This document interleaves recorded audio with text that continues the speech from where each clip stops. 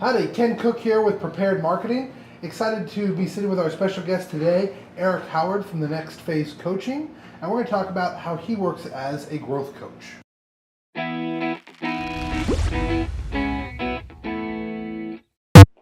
Hey Eric, I am so excited that you are here with us today. I guess let's just kind of start off, tell people a little bit about who you are, what you do. I know we've referred a number of clients to you over the years, and we've always heard such great things. And so kind of walk me through who you are, what the Next Phase Coaching does. My pleasure. So the Next Phase Coaching has two aspects that we focus on. The first is the people. And on that side, we really focus on, since I work with a lot of people that have been in business for a while, and some of those business owners have gotten beat up a little bit over the process. So I really help them to refocus on their vision, recast their vision, and look at their purpose too. What is it that got them into business in the first place? What put that fire in the belly, so to speak, the first time that they got into business, and helping them to really reignite that passion that they had for their business. And then along with that is helping them to look at what is it that keeps them from accomplishing that vision and that purpose. Whether it's negative programming, self-limiting assumptions, maybe some blind spots that they're dealing with. Those are some of the things that we work with on that side. On the other side, on the process side, is helping them with their processes. Maybe their processes weren't that great to begin with. When they were first set up, they weren't scalable. So when they get to a certain point of growth in their business, they start running into some roadblocks because of those processes, helping them to streamline the processes, to tweak them, sometimes just redo the whole process. Very cool. So what really is your vision for your company? You talk about casting that for others. What does that look like for the Next Phase Coaching? So for the Next Phase Coaching, I've primarily been working with small to medium-sized companies, and really my target going forward is looking at medium to larger companies. So expanding into larger companies and doing more training as well as coaching with those companies. Very cool. And what really motivates you to get this done? I mean, you've been doing this for a while now. How do you stay motivated as a coach? Well, what really gets me going, gets that fire in the belly, so to speak, for me, is seeing not only the business obviously improving, the business growing, but also see the people grow themselves. My goal as a coach is to see people get an expanded vision, have more confidence, and remove some of that, like I said, that negative programming and some of the other things that are holding them back. So I really want to see them become who they were created to be and to do. Very cool. So as you look at coaching in general, right? I think we oftentimes are used to seeing this in the arena of sports. It's a little bit less common to see this in the arena of business. Why should someone really have a business coach? What's the value that you're bringing to the table? Well, the real value to the table that I bring is helping people to experience a much more dramatic improvement in their business than they would otherwise. People look at coaching sometimes and they think, oh, well, coaching is too expensive, for example, and they're looking only at the cost side of it, the investment side. What they're not looking at is the return on investment. So for you, for example, maybe you hired a coach and you spent $300 to $500. If your return on that is $10,000 to $15,000, $20,000 increase in the bottom line, that's well worth it, isn't it? Absolutely. Yeah. So what are some of the common myths that you hear about coaches that you really think need to be addressed? Yeah, along the lines that I just mentioned is they think, oh, they are too expensive, or maybe they used a coach before and they're saying, hey, I didn't get the results that I wanted. Well, when you dig into it, what they come to find out, or what I often come to find out, is that they didn't implement what the coach said to do. So therefore, they didn't get the results that they should have. Well, it's like Andy Grove from Intel says, ideas are free, but execution is everything. Absolutely. So what is it that you do as a coach that maybe some other coaches don't do? What is it that kind of is your unique strengths? Okay.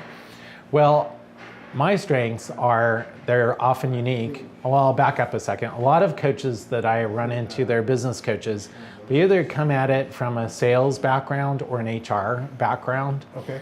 I come at it with 22 years of corporate finance and strategic planning background, Okay. which I believe really helps me to look ahead for businesses and say, okay, where do you want to be 10 years, 20 years, or even 3 to 5 years from now? Where do you want to be, and what are some of the issues that you might run into as you're heading the direction that you want to go? Interesting. So, when you're working with a business on systems, you're really looking at how that impacts finance for them. Absolutely. And I'm glad you brought that up. A lot of businesses go into business because they're passionate about something. And they're saying, hey, I'm really going to make an impact in this area or that area. What they don't think about is they don't think about the back office side of things. They don't realize that, oh, I need to keep track of my costs as well as my revenue. And that's what kills a lot of businesses is they don't track the cost side, so they're not getting the margins and making a profit. They're just driving that business into the ground. Gotcha. All right, so let's talk a little bit about your business. What do you do right now to promote what it is that you do? So a lot of what I do is person to person, face to face to promote it. Okay. And that's primarily because it is such a person to person type of business, very much individualized. So a lot of times it's face to face, like going to a networking event or being part of a chamber or going to a trade show or convention. Gotcha. So a lot of it is face to face. Are you using things like social media, new media, etc., to promote what you do? Absolutely. I still definitely use Facebook and LinkedIn, Okay. have my own website, those kind of things. And when you're looking at kind of some of these social channels, what are the ones that you think are most valuable for you? Well, for me, I would say LinkedIn is probably really valuable for me, Okay. as well as my website. My website's really helpful Why too. is LinkedIn so valuable for you? Because of the professional connections that you can make. Facebook can be helpful too, because Okay. a lot of people are on Facebook, but LinkedIn I find especially helpful because of those professional connections. People are using it to connect with me or connect with other people that they're wanting to know about referrals to good business coaches. Gotcha. So are you actually right now getting business from LinkedIn? Usually people will go to LinkedIn to not to give me business or get a referral. Usually though, it is to confirm. So Okay. they go to LinkedIn or Facebook or my website to confirm after they've had a referral from somebody. Gotcha. So for you, it's more of they need to make sure that I am what I've been purported to be. Absolutely. But most of your business is still coming through referrals, it sounds like. Absolutely. Okay. How do you track all this? I mean, do you have some kind of a system in place to really track and monitor where business is coming in the door for you guys? Yep. So Google Analytics can be really helpful for that. Okay. Is that what I mean, are you doing anything on the financial side of things, or is it primarily just traffic? So it's both. Okay. It's not an either or proposition, but I also track, being a financial person, Yeah. I track what is my return on investment for Okay. time. So when I'm looking at these different channels, whether it's LinkedIn or Facebook or my website or going to these different events, I'm looking at what is my return on investment, how many clients am I getting, how many repeat clients, how many referrals, where's it all coming from? Do you have like a targeted acquisition cost that you're looking for? I do, and that's my ideal target cost. Some of these are more of a long-term investment strategy. Okay. What is that? How did you come to that number? I guess let's start there. Is we've got an AC. How did you say, hey, this is what I really think is appropriate? Well, honestly, to begin with, it was more of just an ideal. Okay, here's how much I think I want to spend Okay. for that, and then test it out over time and see how realistic that is. And then we adjusted it and refined it and said, okay, well, that was more of just a, for want of a better term, a pie in the sky type of number. So we need to Okay. refine it to a more realistic number. So that number we're getting pretty frequently, hitting that pretty well. But we have, every once in a while, we try a new venue or a new strategy, and sometimes it works and sometimes it doesn't. Excellent.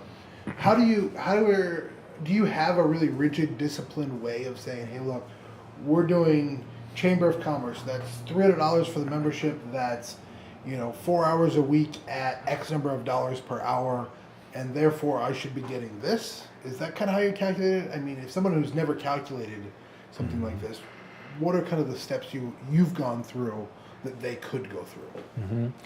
Well, it's not a rigid strategy. In other words, the way that I look at networking, for example, is yes, in the back of my mind, there are some numbers that I want to hit, but I also realize that going to a networking event and saying, okay, I expect to get this many clients out of that networking event directly is not realistic, and it's also probably not the best strategy. Okay. It's better to work.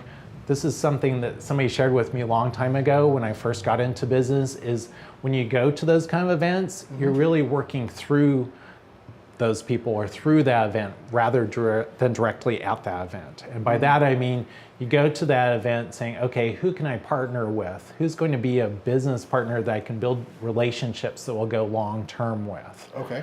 And then the strategy from there is to say, okay, I want to build a relationship with that person so that I can refer my clients to them and they can help them, as well as obviously I'm looking for them eventually to refer people to me. So it's not a super rigid strategy where I'm like, okay, I expect this much.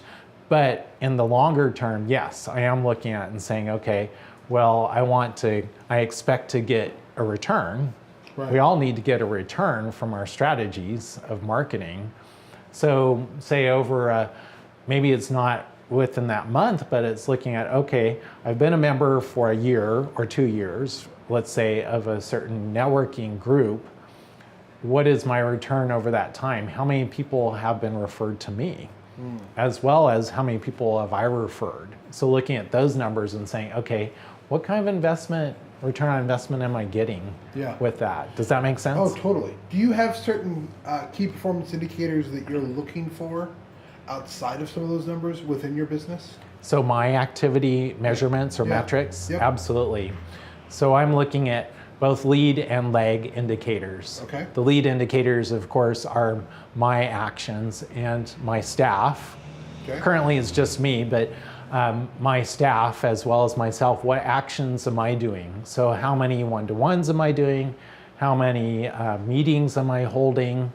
How many, since I do an initial consultation, how many of those consultations am I doing and what's the end result of that? So I'm measuring that. And then I'm also on the other side, of course, looking at the end results, which is your lag indicators, and saying, okay, what's the impact on my sales? What is the impact on my net income? All of those kinds of things too. So it really needs to be a blend of both, because if you're just focusing on the action, not tying into the results, then you're just doing a lot of activity, but nothing's going to come out of it. How do you input data? What does that really look like? So it's really helpful with that system. It's really helpful to look at, obviously, track who my prospects are, and then what's my conversion rate from prospects to clients. So I'm looking at that, and then also using it for newsletters, I automate tips, for example. I have like a tip series type of thing that I use it for as well, and doing some campaigns. I do workshops as well, so it's a great tool to shoot out announcements about workshops to that database of contacts and clients. So it's been really helpful for all of those things. Now, admittedly, there's still a lot more that I can do with my systems, and that's an ongoing process. What are some of the things that you look at right now and say, I wish I had this done that you don't have done? Well, one thing that would be great, for example, yes, I do track my prospects, but having an automated callback type of thing would be good. I haven't used that as much as I could, admittedly. So just a tickler to say, hey, you need to call these people and follow up with them more than automation. you do. So more automation is something that I need to do. Very cool. And I guess kind of as we wrap up a little bit, what are some of the advice that you would have for a small business owner who's really looking to step on the pedal and grow? If they want to double in the next year or 2 years, what are the things that you've seen proven work again and again to get them there? Well, there's no way that any business owner can do it all. There's just no way. There's too many demands on your time, and there's just no way that you can do it all. Everything's vying for your attention.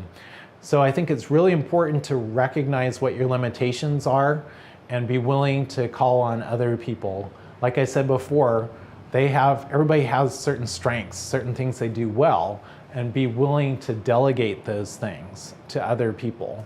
Now, that may be bringing in a business coach like myself, it may be bringing in a CPA or a bookkeeper or somebody to do your taxes. There's all kinds of things. Bring in somebody like yourself that's an expert on the marketing side. So don't try to do it all. Bring in other people to help you. And actually, I'm going to throw this in, that is I think a misconception with a lot of business owners is it costs too much. Kind of like I talked about with me, is looking at those other services too and saying, oh, that would cost too much. I can't afford that. Well, I think a lot of times you can't afford not to. It's just taking too much time, and that's taking time away from what you do best as a business owner. Well, that's one of the things that we see all the time is it's like you're terrible at this list of things and you insist on doing it, and you're paying your most talented person, typically you, to do the things that you're worst at, and that just doesn't typically end well. What's the best thing that you've personally done to grow your business? Okay, that I've personally done. Well, I think one is some of the automation that I talked about, more to come, obviously. But for me, trying to walk the talk myself is to look for help from other people too, and bring in help when I can't do things, which obviously there's only so much that I can do. All right. Well, hey, I really appreciate you taking the time to sit down with us. I think there's been some absolutely valuable things here that people are going to walk away with and really have a lot to chew on. Thank you so much, and I look forward to our next Growth Prep Talk.